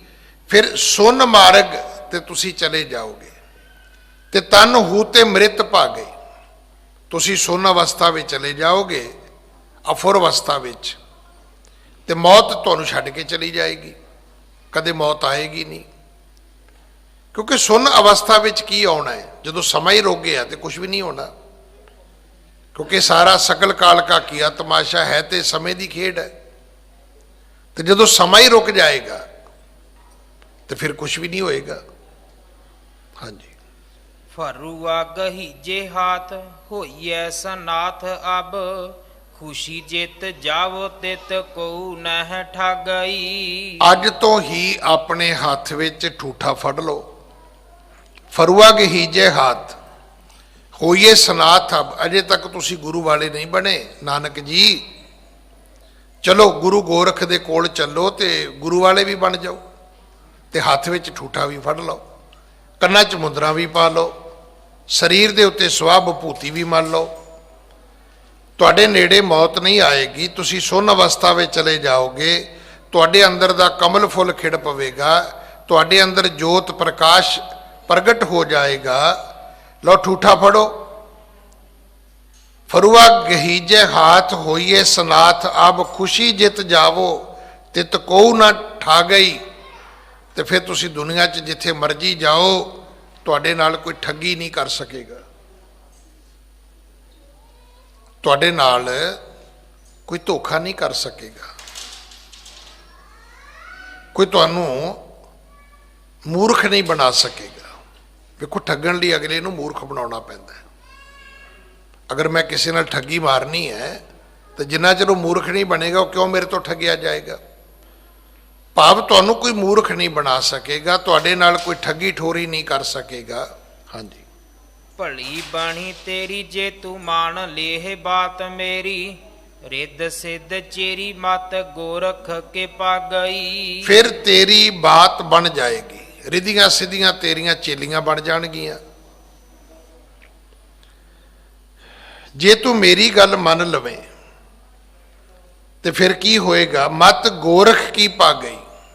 ਪਰ ਤੈਨੂੰ ਮਤ ਗੋਰਖ ਵਾਲੀ ਲੈਣੀ ਪਏਗੀ, ਤੇਰੀ ਆਪਣੀ ਮਤ ਨਾਲ ਕੰਮ ਨਹੀਂ ਚੱਲੇਗਾ। ਹੁਣ ਆਵਾਜ਼ ਤਾਂ ਇੱਥੇ ਵੀ ਇਹੀ ਆਉਂਦੀ ਹੈ ਕਿ ਗੁਰ ਕੀ ਮਤ ਤੂੰ ਲੇਹੇ ਆਣੇ। ਸਾਡੇ ਚੋਂ ਕੋਈ ਵਿਅਕਤੀ ਇਹ ਗੱਲ ਕਹਿ ਦੇ, ਮੈਂ ਤਾਂ ਰੋਜ਼ ਤਕਰੀਬਨ ਕਿਸੇ ਨਾ ਕਿਸੇ ਤਰੀਕੇ ਨਾਲ ਜ਼ਰੂਰ ਗੱਲ ਕਰੀਦੀ ਹੈ ਵੀ ਕੋਈ ਵਿਅਕਤੀ ਦੱਸੇ ਵੀ ਮੈਂ ਗੁਰਦੁਆਰੇ ਜਾਣ ਕਰਕੇ ਦੁਖੀ ਹਾਂ, ਮੈਂ ਬਾਣੀ ਪੜ੍ਹਨ ਕਰਕੇ ਦੁਖੀ ਹਾਂ, ਮੈਂ ਸੱਚ ਬੋਲਣ ਕਰਕੇ ਦੁਖੀ ਹਾਂ, ਮੈਂ ਸੱਚ ਕਮਾਉਣ ਕਰਕੇ ਦੁਖੀ ਹਾਂ, ਮੈਂ ਚੋਰੀ ਛੱਡ ਦਿੱਤੀ ਮੈਂ ਬੜਾ ਹੀ ਦੁਖੀ ਹੋ ਗਿਆ, ਮੈਂ ਝੂਠ ਛੱਡਿਆ ਮੈਂ ਬੜਾ ਹੀ ਦੁਖੀ ਹੋ ਗਿਆ। ਕੋਈ ਇੱਕ ਵਿਅਕਤੀ ਲੱਭ ਕੇ ਲਿਆਓ ਜਿਹੜਾ ਕਵੇ ਵੀ ਮੈਨੂੰ ਇਦਾਂ ਦੁੱਖ ਮਿਲਿਆ। ਹੁਣ ਆਪਾਂ ਕੀ ਕਹਿੰਦੇ ਆ ਕਿ ਗੁਰੂ ਤੇਗ ਬਹਾਦਰ ਨੂੰ ਸ਼ਹੀਦ ਕਰ ਦਿੱਤਾ ਗਿਆ। ਹੁਣ ਸੱਚ ਤੇ ਇਹੀ ਹੈ ਕਿ ਹੈ ਸਭ ਜਗ ਭਇਓ। ਪਰ ਜੇ ਉਹ ਏਡਾ ਵੱਡਾ ਬਲੀਦਾਨ ਨਹੀਂ ਦਿੰਦੇ, ਜੇ ਔਰੰਗਜ਼ੇਬ ਏਡਾ ਵੱਡਾ ਜ਼ੁਲਮ ਨਹੀਂ ਕਰਦਾ ਤੇ ਕੀ ਸੀਸਗੰਜ ਬਣ ਸਕਦਾ ਹੈ? ਕੀ ਰਕਾਬਗੰਜ ਬਣ ਸਕਦਾ ਹੈ? ਕੀ ਰਹਿੰਦੀ ਦੁਨੀਆ ਤੱਕ ਗੁਰੂ ਤੇਗ ਬਹਾਦਰ ਦੀ ਮਾਨਤਾ ਹੋ ਸਕਦੀ ਹੈ? ਵੇਖੋ, ਮੌਤ ਤੇ ਆਉਣੀ ਸੀ। ਇਹ ਗੱਲ ਗੁਰੂ ਕਲਗੀਧਰ ਪਿਤਾ ਤੋਂ ਸਿੱਖਣ ਦੀ ਲੋੜ ਹੈ। ਉਹ ਕਹਿੰਦੇ ਨੇ, ਠੀਕ ਕਰ ਫੋਰ ਦਲੀਸ ਸਿਰ। ਇਹ ਤੇ ਸਰੀਰ ਰੂਪੀ ਭਾਂਡਾ ਸੀ, ਆਨੰਦਪੁਰ ਸਾਹਿਬ 'ਚ ਟੁੱਟ ਜਾਂਦਾ। ਮਰਿਆ ਕੌਣ ਨਹੀਂ ਹੈ? ਕਿ ਗੁਰੂ ਨਾਨਕ ਸਾਹਿਬ ਜੋਤੀ ਜੋਤ ਨਹੀਂ ਸਮਾਏ? ਕਿ ਗੁਰੂ ਅਮਰਦਾਸ ਪਿਤਾ ਜੀ ਜੋਤੀ ਜੋਤ ਨਹੀਂ ਸਮਾਏ? ਕਿ ਗੁਰੂ ਹਰਗੋਬਿੰਦ ਸਾਹਿਬ ਏਡੀਆਂ ਏਡੀਆਂ ਜੰਗਾਂ ਲੜਦੇ ਰਹੇ ਤੇ ਕੀ ਉਹ ਜੋਤੀ ਜੋਤ ਨਹੀਂ ਸਮਾਏ? ਹਕੀਕਤ ਇਹ ਹੈ ਵੀ ਇੱਕ ਦਿਨ ਗੁਰੂ ਤੇਗ ਬਹਾਦਰ ਪਿਤਾ ਜੀ ਨੇ ਵੀ ਸਮਾਉਣਾ ਸੀ। ਹੁਣ ਸਾਨੂੰ ਲੱਗਦਾ ਵੀ ਨਹੀਂ, ਬੜਾ ਹੀ ਜ਼ੁਲਮ ਹੋ ਗਿਆ। ਵੀ ਜ਼ੁਲਮ ਨਹੀਂ ਹੋਇਆ, ਦੁਨੀਆ ਦੇ ਵਿੱਚ ਇੱਕ ਤਵਾ ਰੀ ਖੜੀ ਹੋ ਗਈ ਕਿ ਲੋਕਾਂ ਦੇ ਬੱਚੇ ਨਹੀਂ ਮਰਦੇ। ਅਗਰ ਇਹਨਾਂ ਬੱਚਿਆਂ ਦੀ ਉਮਰ ਹੀ ਇੰਨੀ ਹੈ, 7 ਸਾਲ ਤੇ 9 ਮਹੀਨੇ ਗੁਰੂ ਕਲਗੀਧਰ ਪਿਤਾ ਦੇ ਲਾਲਾਂ ਦੀ, ਤੇ ਮੈਨੂੰ ਤੁਸੀਂ ਦੱਸ ਦਿਓ ਵੀ ਕਿਹਦੇ ਦੁਨੀਆ ਦੇ ਬੱਚੇ ਜਿਹੜੇ ਦੁਨੀਆ ਤੋਂ ਗਏ ਹੋਣ ਤੇ ਉੱਥੇ ਜੋੜ ਮੇਲੇ ਲੱਗਦੇ ਹੋਣ, ਘਰ ਦੇ ਵੀ ਭੁੱਲ ਜਾਂਦੇ ਨੇ। ਮੇਰੇ ਆਪਣੇ ਪਰਿਵਾਰ ਵਿੱਚ ਮੇਰੀ ਵੱਡੀ ਭੈਣ ਸੀ, ਉਹਦੀ ਮੌਤ ਹੋਈ, ਅੱਜ ਕੌਣ ਚੇਤੇ ਕਰਦਾ? ਮੇਰੇ 30 ਸਾਲਾਂ ਬਾਅਦ ਮੈਨੂੰ ਪਤਾ ਨਹੀਂ, ਐਤਕਾਂ ਮੈਂ ਜਦੋਂ ਅਮਰੀਕਾ ਗਿਆ ਤੇ ਮੈਨੂੰ ਕਿਸੇ ਨੇ ਚੇਤਾ ਕਰਾਇਆ, ਤੇ ਮੈਨੂੰ ਤਾਂ ਇਹ ਨਾਮ ਹੀ ਨਹੀਂ ਪਤਾ ਵੀ ਉਹਦੀ ਭੈਣ ਦਾ ਨਾਂ ਕੀ ਸੀ। ਸਾਡੇ ਪਰਿਵਾਰਾਂ ਵਿੱਚ ਸਾਡੇ ਤੋਂ ਪਹਿਲਾਂ ਕਿੰਨੇ ਬੱਚੇ ਜੰਮ ਕੇ ਮਰ ਗਏ ਹੋਣਗੇ। ਕਦੇ ਬਜ਼ੁਰਗ ਬੈਠੇ ਬੈਠੇ ਉਹ ਤੁਹਾਡਾ ਇੱਕ ਛੋਟਾ ਜਿਹਾ ਵੀਰ ਹੁੰਦਾ ਸੀ ਤੇ ਖੇਡਦਾ ਖੇਡਦਾ ਮਰ ਗਿਆ, ਕੌਣ ਚੇਤੇ ਕਰਦਾ? ਪਰ ਗੁਰੂ ਕਲਗੀਧਰ ਪਿਤਾ ਦੇ ਲਾਲਾਂ ਨੂੰ ਜਦੋਂ ਤੱਕ ਧਰਤੀ ਰਹੇਗੀ, ਜਦੋਂ ਤੱਕ ਆਕਾਸ਼ ਰਹੇਗਾ, ਜਦੋਂ ਤੱਕ ਚੰਦਰਮਾ ਸੂਰਜ ਤਾਰੇ ਰਹਿਣਗੇ, ਜਦੋਂ ਤੱਕ ਦੁਨੀਆ ਇਸ ਧਰਤੀ ਤੇ ਰਹੇਗੀ, ਉਦੋਂ ਤੱਕ ਇਹ ਧਰਤੀ ਤੇ ਉਹਨਾਂ ਨੂੰ ਨਮਸਕਾਰ ਕੀਤੀ ਜਾਏਗੀ। ਗੱਲ ਇਹ ਵੀ ਅਸੀਂ ਕਰਨਾ ਕੁਝ ਵੀ ਨਹੀਂ ਚਾਹੁੰਦੇ, ਝੂਠ ਛੱਡਣਾ ਨਹੀਂ ਚਾਹੁੰਦੇ, ਸੱਚ ਬੋਲਣਾ ਨਹੀਂ ਚਾਹੁੰਦੇ, ਕੰਮ ਕਰਨਾ ਨਹੀਂ ਚਾਹੁੰਦੇ। ਸਾਡਾ ਜੋਤਸ਼ੀ ਵਾਲਾ ਕੰਮ ਹੀ ਹੈ। ਜੋਤਸ਼ੀ ਨੂੰ ਪੁੱਛਿਆ, ਹੱਥ ਵਿਖਾਇਆ, ਉਹ ਕਹਿੰਦਾ ਪ੍ਰੋਬਲਮ ਹੈ, ਕਹਿੰਦੇ ਜੀ ਸੋਲਵ ਵੀ ਤੂੰ ਹੀ ਕਰ। ਫਿਰ ਉਹ ਤਾਂ ਖੁਦ ਚਾਹੁੰਦਾ ਹੈ।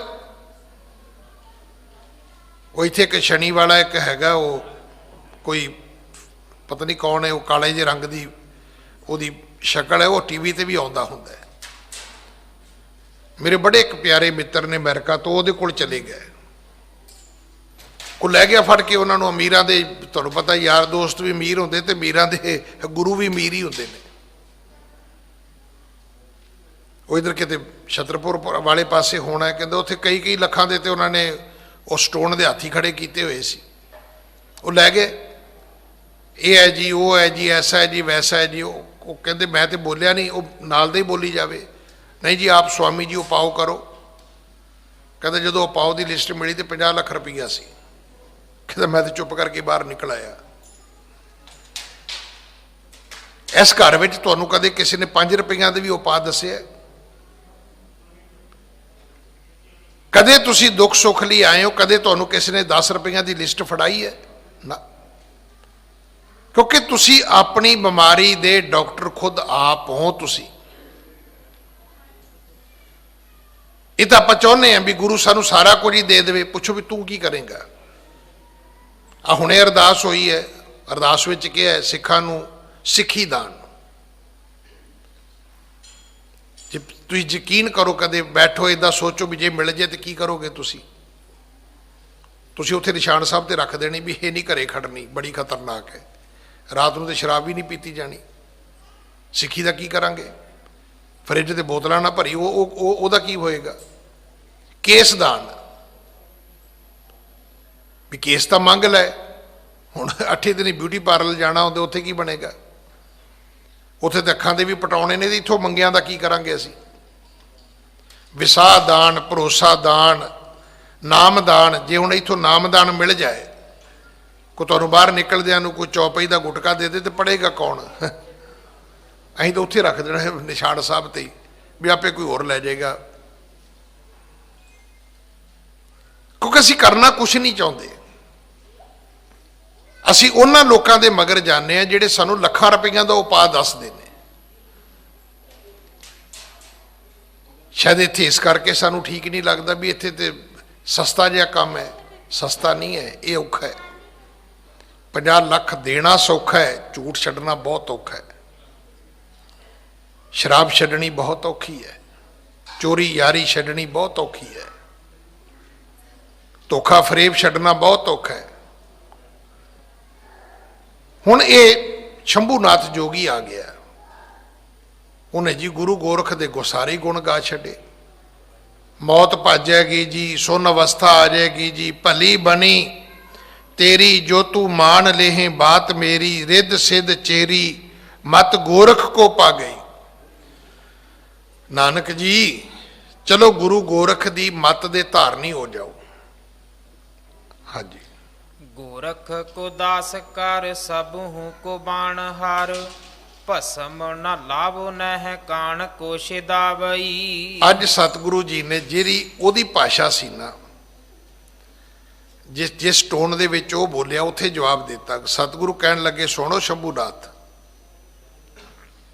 गोरख को दास कर, कहन लगे मैं ओदा सेवक नहीं बनना, तेरा गुरु गोरख सेवक बनेगा।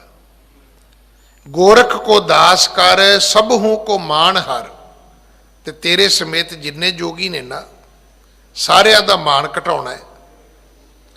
फिर भस्म न लावो, नहीं मैं अपने शरीर ते सुहा नहीं मिलनी। न कान को छदावई, ना मैं अपने कन्ना विच मोरियां कराउणियां ने, ना मैं अपने कन्ना च मुद्रा पाउणियां ने। हाँ जी। फरुआ जो धारी ता को नाम है भिखारी जग, मृत है बेदारी न है नेरे कब आवई। सतगुरु कहन लगे तू की चाहुंदा भी ठूठा फड़ लवां? ते तैनूं पता है जिहदे हत्थ विच ठूठा होवे उहनूं जगत दे लोक मंगता कहंदे ने। नहीं मैं मंगता नहीं बनना। देखो गुरु नानक ने तुहानूं किसे नूं मंगता नहीं जी बनाया, तुहानूं बनाया किरती, ते किरती दाता हुंदा जे भिखारी नहीं जे हुंदा। तुहानूं गृहस्थी बनाया है, गृहस्थी भी दाता हुंदा जे भिखारी नहीं हुंदा। जिन्ने सो काल्ड महापुरख, इन्होंने पुछो भी जे तुसीं अगों गद्दी देनी होवे किहनूं दिओगे? तुसीं ते शादियां कीतियां नहीं, ते काके फ्रिजां 'च ते पैदा नहीं हुंदे। सुनिया किसी ओवन 'च काका पैदा हुंदा, किसी माइक्रोवेव 'च काका पैदा हुंदा, किसी फ्रिज 'च काका पैदा हुंदा। काका तो किसी गृहस्थी दे ही पैदा होएगा। मतलब इस करके शादी नहीं की भी शादी माड़ी है, पर जेड़ा काका चेला बनाउणा है, जेड़े काके नूं गद्दी देनी है, तो वो तो भाई वो जिन्हां ने शादी की काके तो उन्हां दे घर ही जमदे ने। मतलब इस तो वड्डा मतलब आपां नूं समझ ही नहीं आ रही भी आपां कित्थे तुरे जाने आ। गृहस्थी भी दाता है। जिन्हां बाबियां तो तुसीं पुੱਤ मंगदे हो, इन्हां बाबियां ने जदों अपनी गद्दी चलाउणी होवे ते पुੱਤ तुहाडे तो मंगदे ने। अज किसे डेरे ते चले जाए, उन्होंने पुछो भी की हाल है, वो कहणगे भी हुण काम बड़ा औखा है। पुछो की, कहंदे जी हुण बच्चे आउंदे ही नहीं डेरियां 'च। बच्चे डेरियां 'च कित्थों आउण? अगे मावां दे 5-7 हुंदे सी, एक डेरे 'च आ गया, एक फौज में चला गया, एक अमरीका चला गया, 2-4 घर तुरे फिरदे रहे। हुण ते हालात ही कुछ होर ने। कहंदे भी एक बच्चा ही ठीक है। हुण एक बच्चा दसो अगले घर रखण, फौज में भेजण के बाबियां दे डेरे भेजण। अमूमन अज डेरियां दे विच लेबर काम करदी है, वो वक्त चला गया कि जदों उत्थे आके श्रद्धालु काम करते सी। सब पेड़ ने, तनखावां ते बंदे काम करते ने।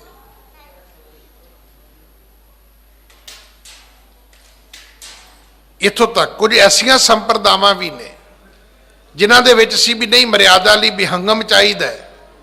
अज मैं उन्होंने खुद महाराज की हजूरी च कह रहा मैं तुहानूं, वो कहते ज्ञानी जी असीं तो हुण पिछे हट चले हैं, क्योंकि विहंगम लभदे ही नहीं। विहंगम का मतलब होंदा जिन्हें विआह कीता ही ना होवे।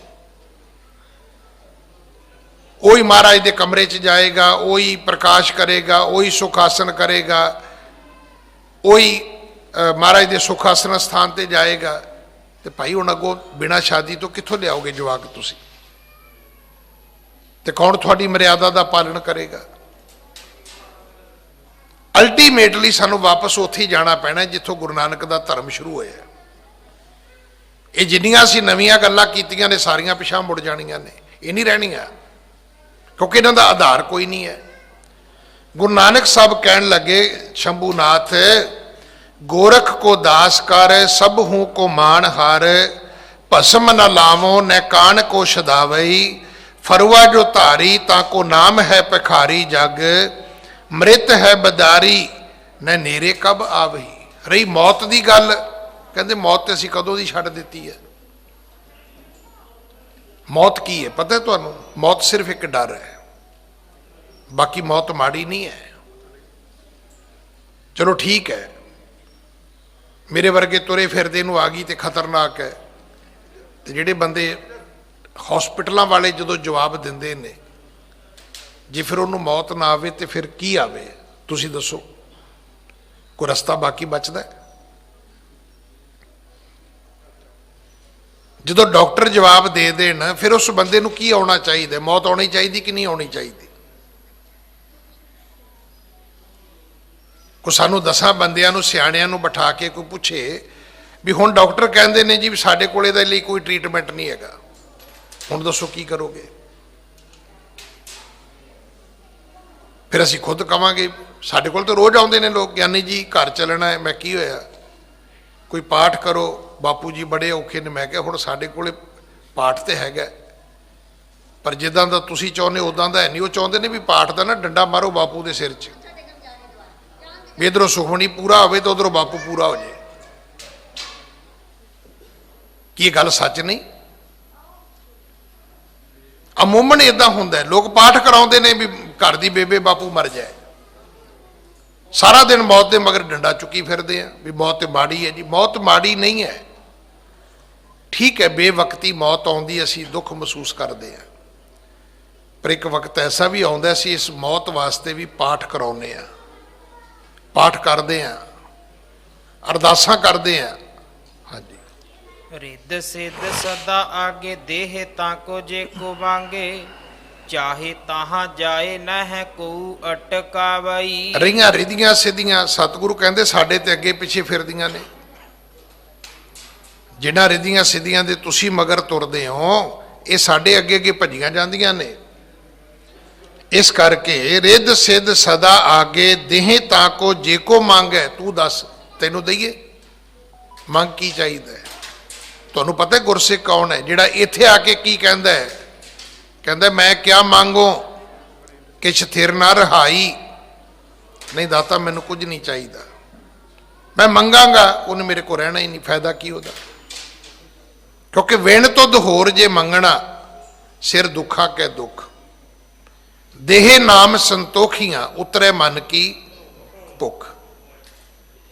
कहना यह चाहिए भी वाहिगुरू जो कुछ तू दिता है बस यही मेरे लिए सुख हंडना होवे। शरीर दिता है, तंदुरुस्ती बख्शी, असी कहने जी उम्र वड्डी कर दे, उम्र तो वड्डी हो जाएगी, तो जे कोई ना मरा तो बीमारी लग गई फिर की करेगा? पुछो उस बंदे नूं बिठा के भी फिर की करेगा? फिर आके तो नहीं कहेगा भी उम्र अपनी कैंसल कर दो जी, जी दी सी एक्सटेंशन जी है उन्होंने कैंसल करो। इस करके लंबी उम्र मंगण की लोड़ नहीं, लोड़ इस गल की कि वाहिगुरू जी तंदुरुस्ती दे दो, बच्चे ने तो लायक होण, घर है तो सुख हंडना होवे। जे घर सुख समृद्धि दिती है तो यह खर्च भले पासे होना चाहिए, किते वकीलों दीयां फीसां ना देनियां पैण, पुलिस दीयां रिश्वतां ना देनियां पैण, डॉक्टरां दीयां फीसां ना देनियां पैण, बस होर की चाहिए? भी जे सुख समृद्धि दिती है तो वाहिगुरू इहदा सदउपयोग होवे, फिर उन्होंने किसी गरीब की धी ते खर्चो, कोई विआह करा दो, उन्होंने पढ़ा दो, किसी के इलाज ते खर्चो, उदू दवाई दवा दो, किते गुरु के लंगरां ते खर्चो, कोई भुखा रोटी खा लेगा भाई, जरूर फीसां देनियां ने। सानू मंगना नहीं आउंदा, वो दे रहा है, ਬਿਨਾਂ ਮੰਗਣ ਤੋਂ ਦੇ ਰਿਹਾ, ਉਹ ਸਭ ਨੂੰ ਦੇ ਰਿਹਾ। ਉਹ ਜਾन को देत, अजान को देत, जमीन को देत, जमान को दह है। दसो किनू नहीं दिंदा? वो चंगियां नूं भी दिंदा है, माड़ियां नूं भी दिंदा है। हाँ जी।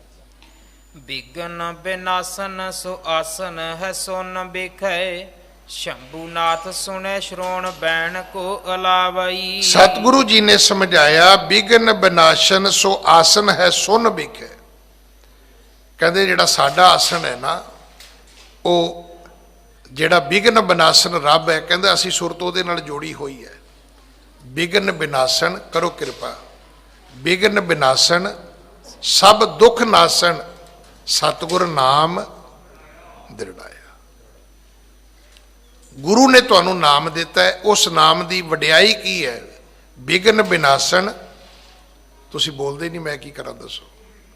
बिघन बिनासन सब दुख नासन, सतगुर नाम दृढ़ाया। गुरु ने तुहानू नाम दृढ़ कराया, आपे करी चलो सारा कुछ। पर जिन्ना चिर तुहानू कोई जोतशी 2 लाख का पैकेज ना देवे, आपां नूं किहड़ा ठंड पैंदी है। वो जिवें फ्री की दवाई होवे ना, खाण ते यकीन ही नहीं आउंदा। थोड़ी जी 2000 रुपया फीस डॉक्टर ने लई होवे, 70-75 हज़ार का इंजैक्शन होवे, बड़ी शरधा नाल बाहर चुक के लवाईदा। साडी अपनी कमजोरी है कि जिहड़ी चीज़ सानू फ्री च मिलती है, सानू इदां लगदा भी ये तां एवें ही है, इहदा की है, इहदी की लोड़ है। सानू मुफ्त की गल भी चंगी नहीं लगती, ज्ञान भी चंगा नहीं लगता। अज भी तुसीं वेखो, जिहड़ा तुहानू महंगी ट्यूशन पढ़ावे ना, भावें फेल ही हो जाओ, पर जाओगे तुसीं उहदे कोले। मैं एक गल कह के समाप्ति करा। वो मेरे वर्गे तो ना मर्डर हो गया, तो वकील कोले चला गया। वकील ने कहा जी 50,000 रुपया मेरी फीस है। हुण मैनूं यकीन ही नहीं आया भी 50,000 का वकील की करेगा। मैं जाके वकील कर लिया 5 लाख का। हुण 5 लाख के वकील तो भी मैनू सज़ा हो गई। जो सज़ा हो गई तो 50,000 वाला वकील आता है फिर मुलाकात करना। वो कहता जी सुनाओ केस का की होया?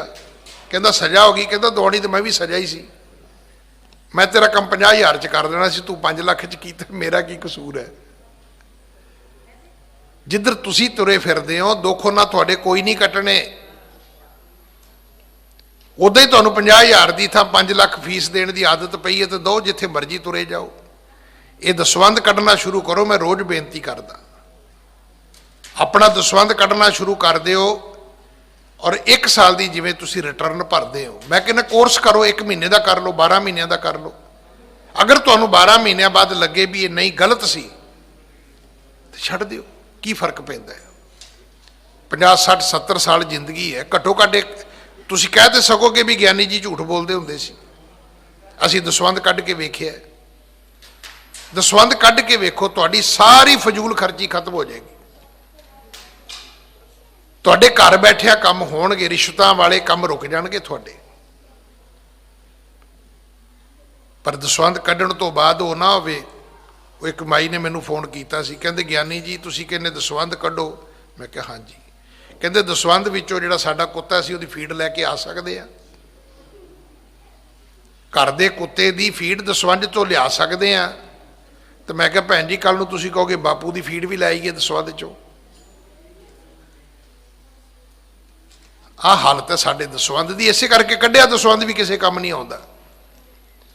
भी कुत्ता तुसीं अपनी मर्जी नाल रखिआ है। तुहानूं बाबे नानक ने कहा भी कुत्ता रख के उहनूं मेरे दसवंध दी फीड दिओ। तुसीं रखिआ तुसीं अपने शौक नाल है, ते रोटी उहनूं गुरु नानक दे दसवंध विचों दिओगे। दसवंध है किसी गरीब वास्ते, किसी लोड़वंद वास्ते, किसी धर्म के प्रचार वास्ते, किसी गरीब की धी वास्ते।